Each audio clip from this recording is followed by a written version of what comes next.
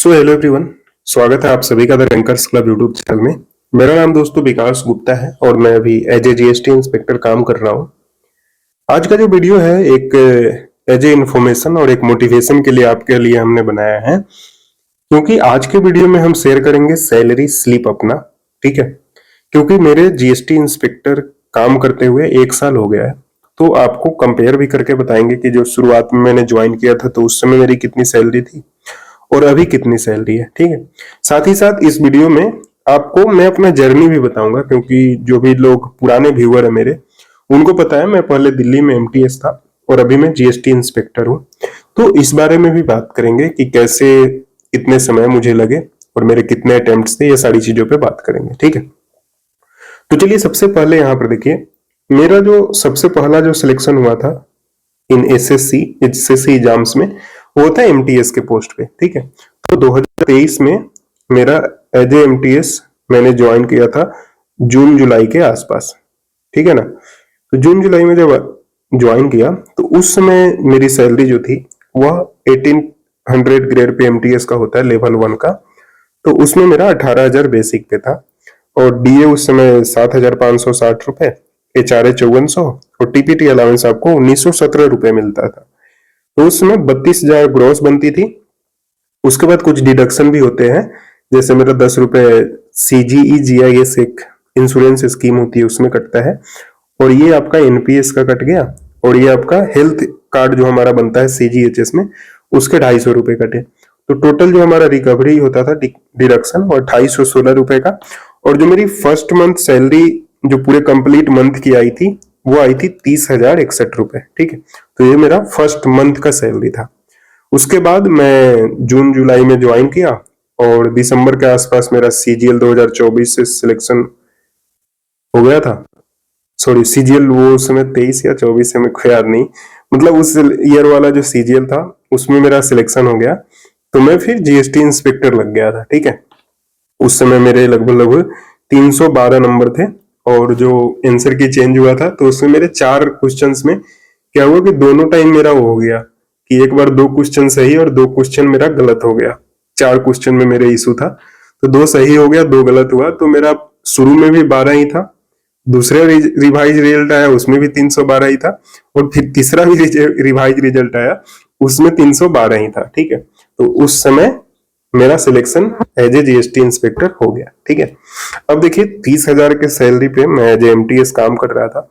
ऐसा नहीं है 30,000 रुपए बहुत कम होते हैं, दिल्ली में मैं था उस टाइम, तो अच्छी लाइफ थी उस समय भी। ठीक है, उसके बाद मेरा जब 6 महीने मैंने काम किया होगा एज एमटीएस, फिर मेरा जीएसटी इंस्पेक्टर में जब सिलेक्शन हो गया तो उस टाइम मेरी जो फर्स्ट सैलरी आई, देखिए जो उस समय 30,000 रुपए मेरा जो इन हैंड आता था उससे 1.5 गुना मेरा बेसिक पे हो गया।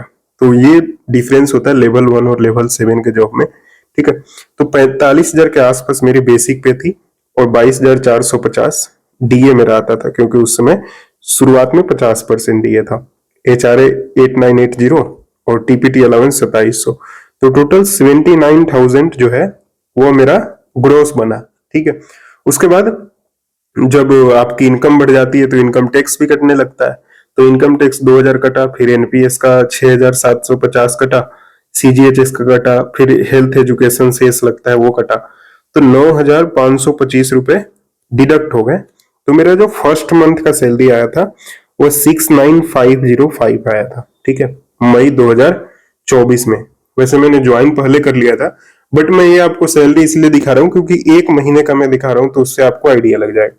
तो आप भी जब as a GST inspector join करोगे तो आपको कुछ ऐसी सैलरी मिल सकती है। और बकायदा जो भी लोग 2025 से ज्वाइन करेंगे ना, उनको तो लाख से ऊपर भी सैलरी मिलेगी, क्योंकि उस समय आपको जनवरी 2026 में आपका 8th पे कमीशन भी लग चुका होगा। तो अभी जो टाइम है वो जीएसटी इंस्पेक्टर लेवल 7 में या फिर कोई भी गवर्नमेंट जॉब में ज्वाइन करने का बहुत ही गोल्डन टाइम अभी चल रहा है, क्योंकि अभी नया पे कमीशन आने वाला है। और लेटेस्ट मंथ का अगर मैं अपना सैलरी स्लिप दिखाऊं, देखो एक चीज आपको इसमें ये भी पता लगेगा कि जो लोग ये सोचते हैं ना कि गवर्नमेंट जॉब में सैलरी बहुत ज्यादा बढ़ती है, वो भी आप रियलिटी चेक देख लो। ये तो देखो मई का, यानी कि 5th मंथ में, साल के 5वें महीने में। और ये दिखा रहा हूं आपको 1 साल बाद है। 1 साल बाद देखो यहाँ पर, 1 साल बाद जो शुरुआत मेरी 44,900 बेसिक पे से हुई थी, वो बेसिक पे में एक इंक्रीमेंट लग गया। एक इंक्रीमेंट जो होता है वो जितना भी आपका बेसिक पे होगा उसका 3% के आसपास होता है। ठीक है, टोटल एक वो पेस का स्केल आता है, वो चार्ट के हिसाब से होता है। तो अब जो मेरा बेसिक पे हो गया है वो हो गया 46,200 रुपए। ठीक है, ये मैं आपको मार्च महीने का दिखा रहा हूँ। और 24,486 रुपए डीए मिला है, क्योंकि अभी शायद 55% के आसपास डीए चल रहा है। और एचआरए 9,240 हो गया है। और ट्रांसपोर्ट अलाउंस जो है वो 2754 है। तो टोटल जो सैलरी मिलती है वो मिलता है 82,680। सॉरी, सैलरी नहीं मिलती, ये जो ग्रोस होता है मेरा, ठीक है ना, ग्रोस होता है। फिर अब क्या होगा, इसमें डिडक्शन होगा। डिडक्शन जैसे CGGIS का 60 रुपए, 7,000 के आसपास आपका एनपीएस और 650 आपका CGHS। और यहाँ पर देखिए, यहाँ पर एक अच्छी बात यह है कि इसमें मेरा वो नहीं कटा है, क्या बोलते हैं, जो इनकम टैक्स है वो नहीं कटा है, क्योंकि अभी नया टैक्स का वो आ गया है ना 12 लाख के आसपास। तो इनकम टैक्स अब नहीं कटेगा इस साल। तो उससे क्या है, 7,000 ही रिकवरी हुआ है। तो टोटल जो नेट पे है, यानी कि जिसको जो हमारे खाते में क्रेडिट होती है, वो होगा इस बार 74,701 रुपए। ठीक है, तो ये मतलब ऐसा नहीं है बहुत बुरा सैलरी है, क्योंकि अभी आपको पता है जॉब का कितना शॉर्टेज है। और 74,000 रुपए आप गवर्नमेंट जॉब में ले रहे हो तो बहुत बढ़िया। मतलब इसके ऊपर तो वही आते हैं ना, यूपीएससी। तो एसएससी से ये भी फायदा है कि आपको इसमें ऐसा जॉब मिल जाता है जो आप यूपीएससी का अगर आप जाना चाह रहे हो तो उस लेवल में भी आप ज्यादा चले जाते हो।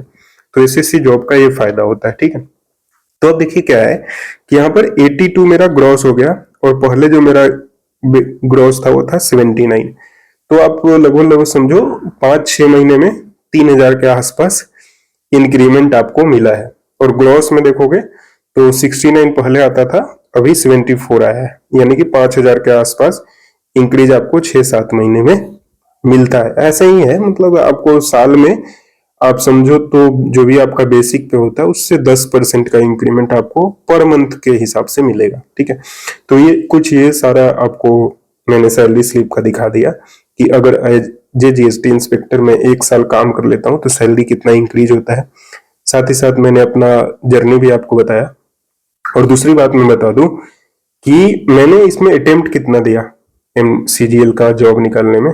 तो मैं आपको बताऊं, CGL का प्रिपरेशन मैंने शुरू किया था लगभग 2022 के करीब में। ठीक है, 22 तक मेरे को कुछ नहीं पता था CGL क्या होता है। तो 22 में मेरा ग्रेजुएशन कंप्लीट हुआ है।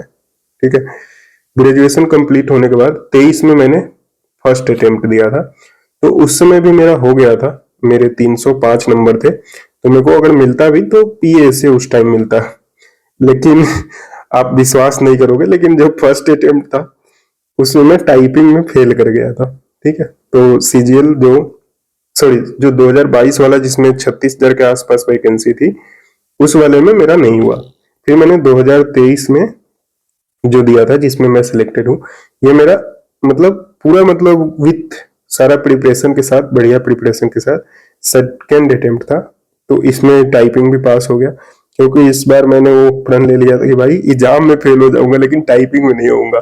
क्योंकि किसी को भी मैं बताता था 22 वाले में कि मेरी टाइपिंग फेल हो गया तो शर्म सी लगती थी। तो मैंने टाइपिंग भी अच्छा करा था और एग्जाम भी बढ़िया गया था। ठीक है, 312 के आसपास नंबर था।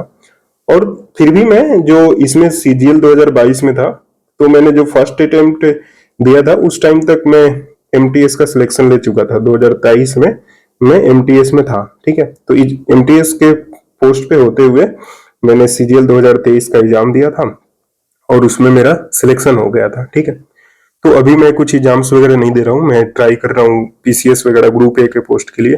तो मेरे से कोई वो मत करना भाई कि रिपीटर, मैं वो नहीं हूँ। ठीक, मैं अभी इस पोस्ट पे खुश हूँ और इसके बाद मैं एग्जाम्स वगैरह नहीं दे रहा हूँ अभी तो, और मैं कुछ और ट्राई कर रहा हूँ। साथ ही अपना जो यूट्यूब है वो है। तो चलिए, आई होप आपको ये वीडियो अच्छा लगा होगा। ठीक है, अगर आप हमारे जर्नी से खुश हैं तो और हमारे साथ इसमें कंटिन्यू करना चाहते हैं तो आप सभी लोग टेलीग्राम पे आ जाइए, टेलीग्राम का लिंक है।